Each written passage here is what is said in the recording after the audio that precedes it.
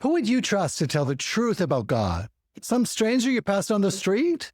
Or the guys who spent their whole life studying scripture, the most respected religious teachers around, right? You trust the teachers. Honestly, so would I. But here's what's strange about this passage. It's not the crowd that has a problem with Jesus, and it's not the people who'd never even opened a Bible. No, it's the trusted ones, the men everybody looked to for answers. Jesus stands right in front of them and says, I am the light of the world. And these guys are the exact guys who missed it completely. So stop and think about that for a second. If the people everyone trusted to know God could stand right in front of him and not see him, what makes you so sure that you'd have done any different? So stick around, because by the end of this, I want you to ask yourself something honest. Are you one of them? Welcome to Bible Breakdown with Ronald. I'm Ronald, and this channel is all about breaking down the Bible verse by verse in plain everyday language. So if that sounds like something that you want to be a part of, well, go ahead and hit the subscribe button so you don't miss a single video. Today we're in John chapter 8, verses 12 through 30. All right, let's get into it. Now, the last time we were together, we watched Jesus show incredible mercy to a woman the religious leaders dragged in front of him, ready to stone her. But after that whole encounter, well, the religious leaders walked away. Jesus stayed right there in the temple courts teaching. And this all takes place during the Feast of Tabernacles, which was one of the biggest festivals on the Jewish calendar. And John tells us exactly where Jesus was standing when he said this, right in front of the temple treasury in the court where the offerings were collected. So this isn't some quiet moment off to the side. No, Jesus makes this claim in the most public part of the temple during one of the most crowded weeks of the year. And this isn't the first time that John's gospel talked about light either. Way back in John chapter 1, verse 4, in him was life, and that life was the light of all mankind. Now here in chapter 8, Jesus stands in the same temple in front of the same religious leaders and just comes right out and says it. That's me. And watch what he says next, verse 12. When Jesus spoke again to the people, he said, I am the light of the world. Whoever follows me will never walk in darkness, but will have the light of life.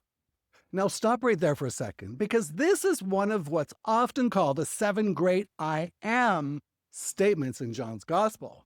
And notice exactly what Jesus doesn't say. He doesn't say, I have a light. He doesn't say, I can show you the light. No, he says, I am the light.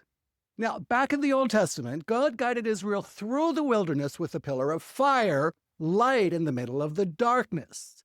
And Jesus stands up in the temple and says, in effect, that light, it's standing right here in front of you. And then he makes a promise that whoever follows him will never walk in darkness, but will have the light of life.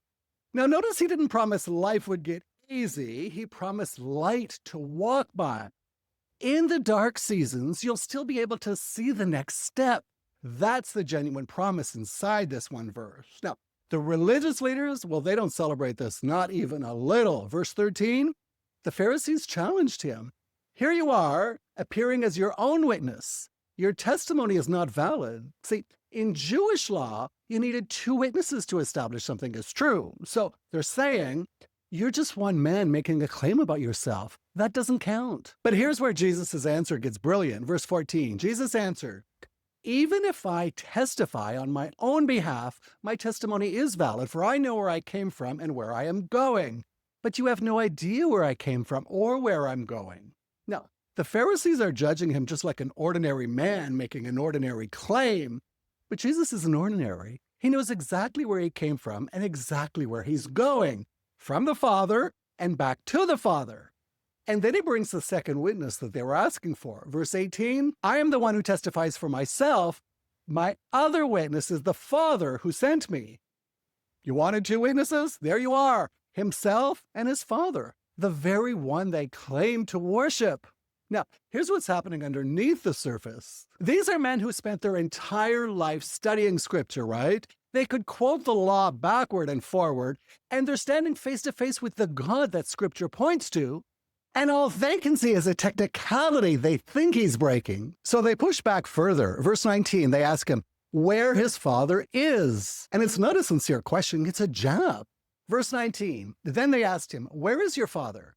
You do not know me or my Father, Jesus replied. If you knew me, you would know my Father also. Now, that's a devastating sentence, and he says it so calmly. He's telling them your whole life has revolved around God, and you still don't actually know him. Then in verse 21, Jesus gets even more direct. Verse 21, once more Jesus said to them, I am going away, and you will look for me, and you will die in your sin. Where I go, you cannot come. Now, watch what happens next, because it shows you just how far off these men were. Verse 22, this made the Jews ask, will he kill himself? Is that why he says, where I go, you cannot come? Now, Jesus is talking about the cross and about heaven. And the best explanation that they can come up with is that he must be planning to kill himself. Now, that's not cruelty on their part. That's just how far removed they were from what he was actually saying. And Jesus doesn't even stop to correct them. He just keeps pressing on. Verse 24, I told you that you would die in your sins if you do not believe that I am he. You will indeed die in your sins. Now, notice something here. Between verses 21 and 24, Jesus says, you will die in your sins 3 separate times. Now, that's not a passing comment. He keeps coming back to it again and again because he wants it to actually land. He wants them to actually hear it. This is Jesus, patient, merciful, giving them a warning. Now, think about a doctor looking at his patient and saying, if you don't take this medicine, you will die. That's not cruelty. That's the kindest thing that he could say, right? And notice what the condition is. It's not keep the law perfectly. It's not be a better Pharisee. It's believe that I am he. That's it. And these men who spent their whole lives reaching for God wouldn't reach out and take the hand that he was holding right in front of them. So finally, they asked the question that's been hanging over this entire conversation. Verse 25, who are you? They asked. Just what I have been telling you from the beginning, Jesus replied. And after everything he's just said, I am the light of the world. I know where I came from. And they're still asking who he is. And his answer is basically, well, I've already told you, you just haven't been listening. That's the tragedy sitting right there in this passage. The answer was standing directly in front of them the whole time. They weren't missing information. They were missing him. Now, here's where the passage turns. Verse 28, so Jesus said, when you have lifted up the Son of Man, then you will know that I am he, and that I do nothing on my own, but speak what the Father has taught me. Lifted up, well, that's the cross. He's telling them that one day you're going to watch me hanging there, and only then, for many of you, will it finally click who I was. And right after that, verse 29, the one who sent me is with me. He has not left me alone, for I always do what pleases him. His confidence, it never came from the approval of the religious men. It came from the Father's presence. And here's the grace tucked right into the end of this passage. Verse 30, even as he spoke, many believed in him. So even in the middle of this tense confrontational moment, people believed. Not everyone walked away. Some of them finally saw it. So let's go back to where we started. Who would you trust to tell the truth about God? The men in this passage had every credential you could want. They knew the law. They held the seats of the religious authority, and they missed him completely. Not because they lacked information, but because they were so sure of what they already knew that they never actually looked at who was actually standing right in front of them. But here's the honest good news buried in verse 30. Some of them didn't miss it. So even in that same room, even facing the same evidence, some people looked at Jesus and believed. So the question was never really about how much Bible knowledge you have. It's whether you're willing to actually see him for who he says he is. That's it. That's the whole test this passage is giving you. So, are you one of them? The ones who missed it, or the ones who right there in that moment believe? And here's the one thing I don't want you to miss in this whole passage. Knowing about Jesus and actually knowing Jesus are two completely different things.